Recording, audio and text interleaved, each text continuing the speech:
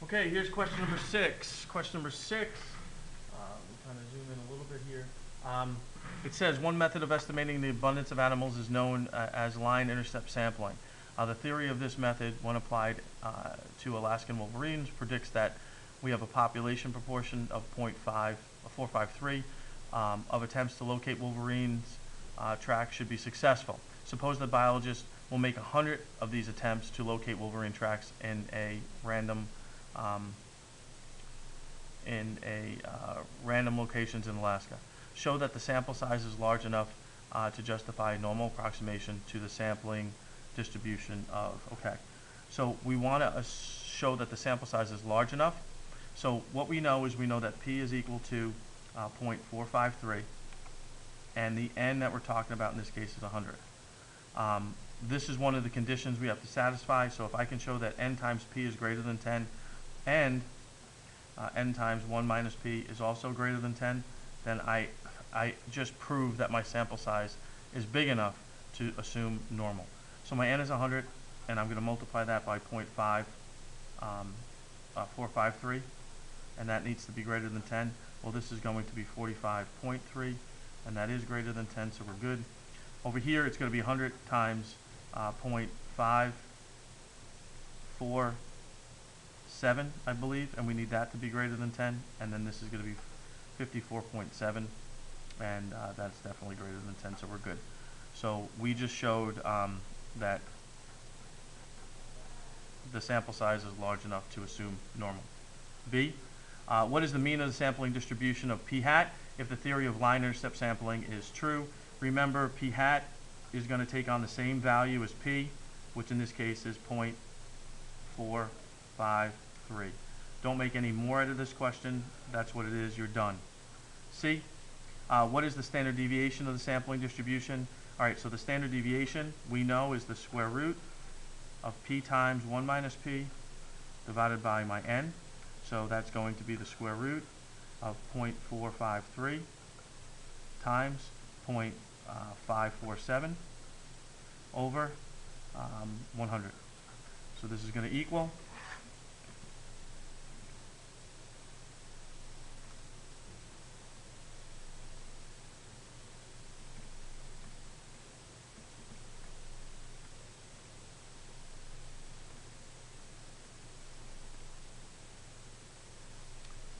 0.04978, let's say, okay? So that's what the standard deviation for this is going to be. And then finally D. D says, here's your probability question. If the theory of line intercept sampling is correct, what is the probability the sample proportion P would differ from that by as much as 0.5? So they're asking you this question. If it's going to differ by 0.05, then that means if I want to look at the low end, we're talking about 0.403.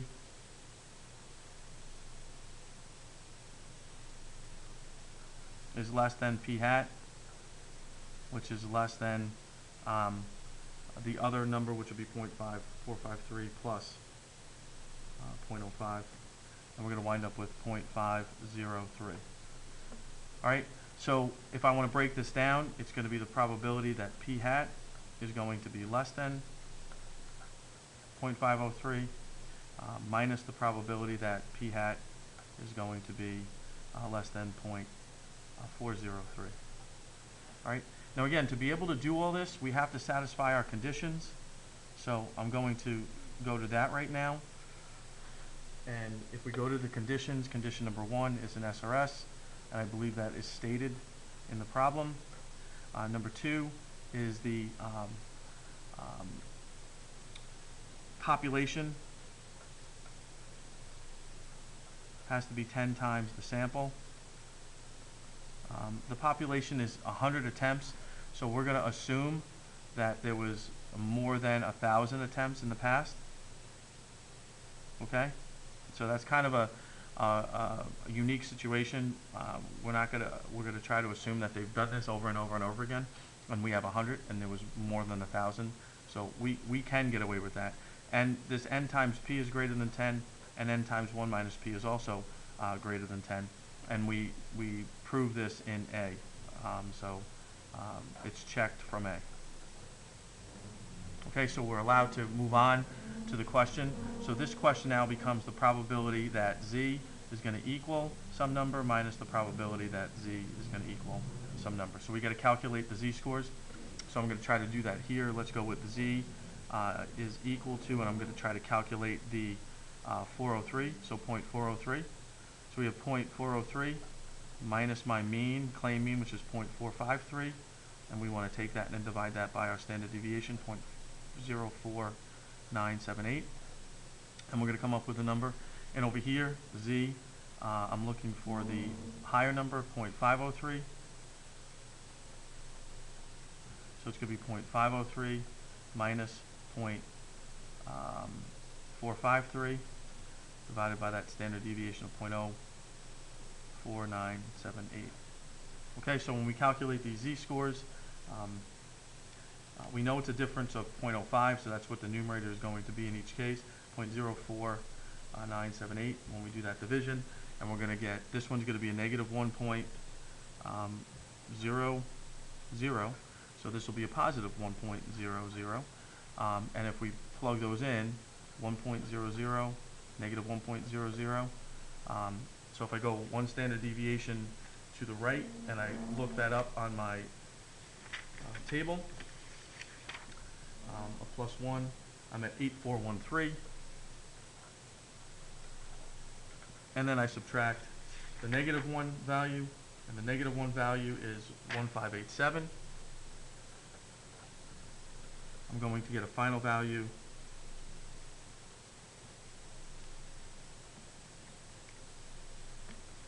of 0.6826. Okay? So that's that answer, and that was the last question. Oh, I didn't show the bottom. Sorry, that got it right. That got kind of thing. So you can see my calculations down there. I kind of ran out of space and it was off the screen, but now you can kind of see it.